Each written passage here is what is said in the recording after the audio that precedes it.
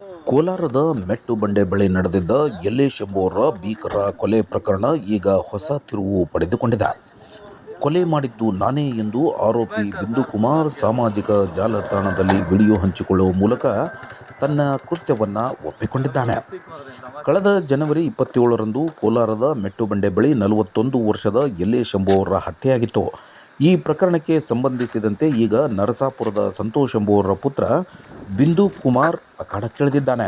ತಾನು ಅಕ್ಷಯ್ ಮತ್ತು ಅಕ್ಷಯ್ ಸಹೋದರ ಸೇರಿ ಈ ಕೃತ್ಯ ಎಸಗಿರುವುದಾಗಿ ಬಹಿರಂಗಪಡಿಸಿದ್ದಾನೆ.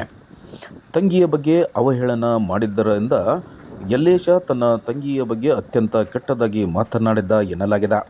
ಈ ಬಗ್ಗೆ 5-6 ಬಾರಿ ಪೊಲೀಸ್ ಠಾಣೆಗೆ ದೂರು ನೀಡಿದರೂ ಯಾವುದೇ ಕ್ರಮ ಕೈಗೊಂಡಿರಲಿಲ್ಲ ಎಂದು ಆರೋಪಿ ಆಕ್ರೋಶ ಹೊರಹಾಕಿದ್ದಾನೆ. ಯಲ್ಲೇಶ ತನ್ನ ಮೇಲೆಯೂ ಹಲ್ಲೆ ಮಾಡಿಸಿದ್ದ. ನಮ್ಮನ್ನು ಮುಗಿಸುವ ಮುನ್ನವೇ ನಾನೇ ಆತನನ್ನು ಮುಗಿಸಲು ತೀರ್ಮಾನಿಸಿದೆ ಎಂದು ಬಿಂದು ಕುಮಾರ್ ಹೇಳಿದ್ದಾನೆ. ಈ ಹಿಂದೆ ಯಲ್ಲೇಶ ಹತ್ಯೆಯಲ್ಲಿ ಸಂತೋಷ್ ಎಂಬುವರ ಹೆಸರಿತ್ತು. ಆದರೆ ಬಿಂದು ಕುಮಾರ್ ನನ್ನ ತಂದೆ ಸಂತೋಷ್ಗೂ ಈ ಕೊಲೆಗೂ ಸಂಬಂಧವಿಲ್ಲ, ಅವರು ಮನೆ ಬಿಟ್ಟು 8 ವರ್ಷಗಳಾಗಿವೆ ಎಂದು ಸ್ಪಷ್ಟಪಡಿಸಿದ್ದಾನೆ. ನಾವು ಕಲ್ಲಿನಿಂದ ಹೊಡೆದು ಕೊಂದಿಲ್ಲ, ಮಚ್ಚಿನಿಂದ ಕೊಲೆ ಮಾಡಿದ್ದೇವೆ. ಮಚ್ಚಿನ ಸಮೇತ ಶೀಘ್ರದಲ್ಲೇ ಕೋರ್ಟ್ ಮುಂದೆ ಹಾಜರಾಗುತ್ತೇವೆ ಎಂದು ಆರೋಪಿ ವಿಡಿಯೋದಲ್ಲಿ ಸವಾಲು ಹಾಕಿದ್ದಾನೆ. ಸದ್ಯ ಈ ವಿಡಿಯೋ ಸೋಷಿಯಲ್ ಮೀಡಿಯಾದಲ್ಲಿ ವೈರಲ್ ಆಗಿದ್ದು, ಕೋಲಾರ ಪೊಲೀಸರು ತನಿಖೆಯನ್ನು ತೀವ್ರಗೊಳಿಸಿದ್ದಾರೆ. ಹತ್ಯೆ ಮಾಡಿದ ಆರೋಪಿ ಬಿಂದು ಕುಮಾರ್ ಹೇಳಿದ ವಿಡಿಯೋ ಇಲ್ಲಿದೆ ನೋಡಿ. ಇದು ನಾವು ಹೊಡೆದಿರೋದು ಏನು ವಿಷಯಕ್ಕೆ ಅಂತ ಹೇಳಿದ್ರೆ ಹೇಳ್ಬಿಡ್ತೀನಿ, ಇಲ್ಲೇ ಕೇಳಿಸ್ಕೊಳ್ರಿ. ನಾವು ಹೊಡೆದಿರೋದು ನಮ್ಮ ತಂಗಿನ ಅವನು ಬ್ಯಾಡ್ ವರ್ಡ್ಸಿಂದ ಅಲ್ಕಲ್ಕ ಮಾತುಗಳು ಬೈದಿದ್ದಾನೆ. ಬೇಕಂದ್ರೆ ಅದು ರೆಕಾರ್ಡ್ ಹಾಕ್ಕೊಡ್ತೀನಿ, ಬೇಕಂದ್ರೆ ಹಂಗೆ ಕೇಳಿಸ್ಕೊಳ್ರಿ ನೀವೇ.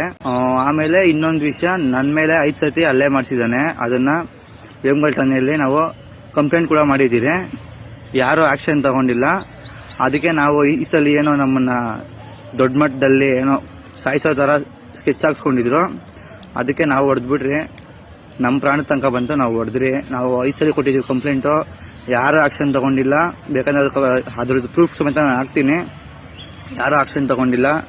ನಮ್ಮದು ಇದ್ರ ಗಂಟ ಬಂತು, ಅದಕ್ಕೆ ನಾವು ಹೊಡೆದ್ಬಿಟ್ರಿ. ಹೊಡೆದಿರೋದು ನಾವೇ. ನನ್ನ ಹೆಸರು ಬಿಂದು ಅಂತ. ನಾನು ನಮ್ಮ ಅಕ್ಷಯರನ್ನು ಹೊಡೆದಿರೋದು. ಇದಕ್ಕೂ ನಮ್ಮ ಅಪ್ಪನಿಗೂ ಯಾವುದೇ ಸಂಬಂಧ ಇಲ್ಲ. ನಮ್ಮ ಅಪ್ಪ ಮನೆ ಬಿಟ್ಟು ಹೋಗಿ 8 ವರ್ಷ ಆಯಿತು. 8 ವರ್ಷ ಆಯ್ತು ನಮ್ಮ ಅಪ್ಪ ಮನೆ ಬಿಟ್ಟು ಹೋಗಿ, ಇದುವರೆಗೂ ಬಂದಿಲ್ಲ.